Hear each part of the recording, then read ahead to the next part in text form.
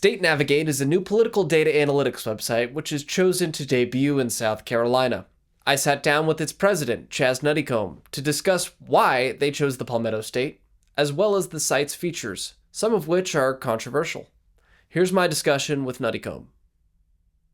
I'm a Virginia guy. I'm from Richmond, and I knew that I wanted that to be one of our three states. We have elections this year, especially. South Carolina is one of the easiest states for trying to get specifically campaign finance data. Unfortunately, I think the big thing is that we aren't going to be able to get independent expenditures in just the way the data is filed. So there were several states that met that caliber of, okay, easy data, but I wanted something that was, I guess, that felt like building something from scratch.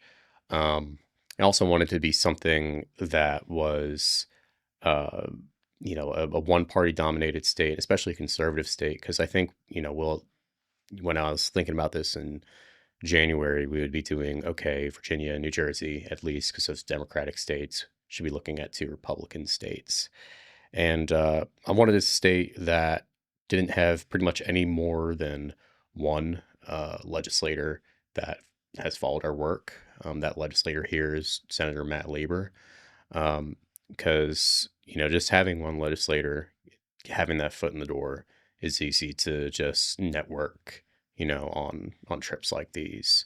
It's pretty unique that you guys are taking this information that is in disparate sources. I mean, you can find all of this stuff if you know where to look hmm for it, but I don't think, I mean, I've seen tools like this from the New York Times, Washington Post at a federal level, but this is the first time I've seen somebody bring it down this detailed for people at the state level. Yeah, and I mean that's kind of one of the many reasons why I wanted to start up State Navigate. I've been doing state legislative election predictions since I was a senior in high school in 2017. 26 in a few weeks.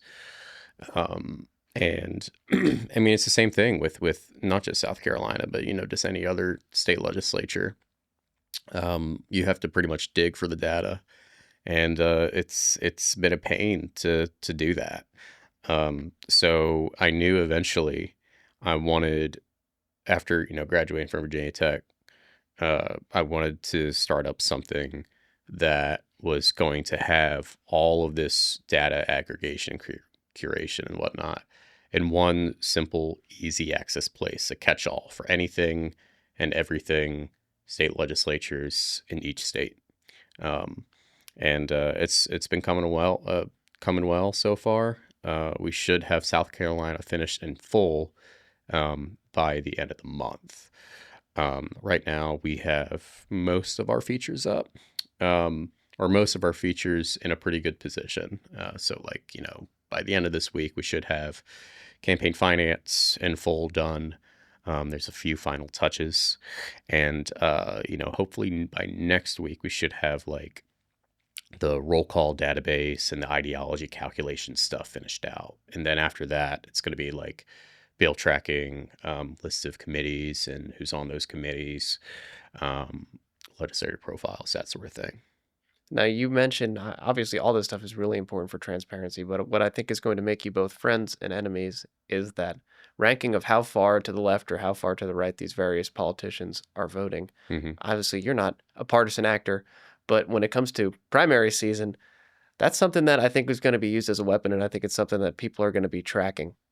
Yeah, I would say it's a double-edged sword engraved into a Pandora's box, right? Once we open this up, because there's nothing, and this is where, I mean, I love predicting elections. I've been doing it for almost 10 years now, but I got into this ideology stuff when I was, working on my political science degree at Virginia Tech, and got to be a pupil of Nick Geddert, who's on one of our committees.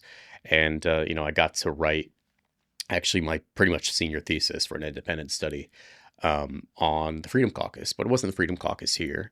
It was the Freedom Caucus out west, because I mean, what you have in the divide between the Freedom Caucus and non-Freedom Caucus Republicans here in South Carolina is, of course, not unique, but it's not that big compared to somewhere like Wyoming, Idaho, South Dakota. Um, there isn't a Freedom Caucus in North Dakota, but there pretty much is. There's something actually quite older called the Bastiat Caucus, but the Bastiat Caucus isn't a thing anymore. Anyway, yeah, and the reason why I say it's a double-edged sword is, I think people may have a kind of simple reading of, W nominate, which is, the methodology for calculating it using the floor roll calls. You can say, oh, this person is the most liberal or most conservative person in the legislature, but that's not saying that they are a liberal, right? That's not saying that like whoever is, um, has a coordinate that is the most left in the caucus is a liberal by any means, because it's all in relation to one another within that chamber, right? So that's not saying, oh, they're voting um, very liberally on legislation, right? So like in Wyoming, where you have the Freedom Caucus over here, um, and for example, Freedom Caucus is down here in the state house, whereas like non-Freedom Caucus Republicans are here. In Wyoming, Freedom Caucus Republicans are over here, non-Freedom Caucus Republicans are over here, and they pretty much look like Democrats. That's not to say they're liberal by any means. It's just relative. Right. And there's especially not many Democrats in the Wyoming legislature. But look, I mean, at the end of the day, something like this with the ideology stuff only exists for Congress. It was made for Congress 35 years ago. And there's a great equivalent of it called VoteView, which is a project of the university out in California, to get that federal roll call stuff and continue to calculate going all the way back to the very first Congress. Now we won't be doing that. We're only going back to, the last legislative term, but, yeah, that's something I'm really excited about. And there's also, with that, like, what was the probability that someone is going to vote yay or nay on each roll call? And you're only able to run the code after a roll call has been taken. But, in state legislatures, there are bills that come and die and come back like Dracula the following year. So, it's still a useful tool. Yeah, I follow a newsletter where they refer to those as the zombie bills. But I mean, you could probably look at a piece of legislation, and if you know the body pretty well, you could say, all right, these 17, Freedom Caucus aligned guys are going to vote one way. Mhm. The rest of the GOP caucus is going to vote this way. But I'm sure that your analytical model will be able to quantify that. Yeah, I mean, it pretty much calculates a probability based on all their previous roll calls. And then, when that roll call is taken to, find out what the probability is, it looks at those yeas and nays and says, okay, based on all the previous roll calls, um, it draws a line called a cut line, and that represents like a 50-50 probability, right? So someone that's going to be like just on the a hair of the left of that would have like a 51% chance of voting yay or nay, depending on which side of the line you're on. So yeah, and it'll be a pretty good database. I'm really excited about.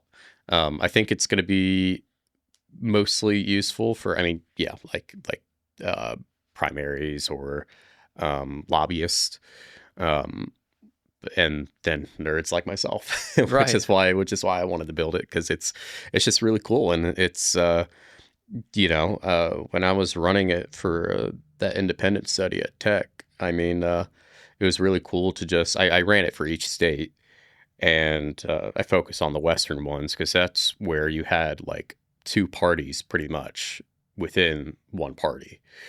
Um, but yeah.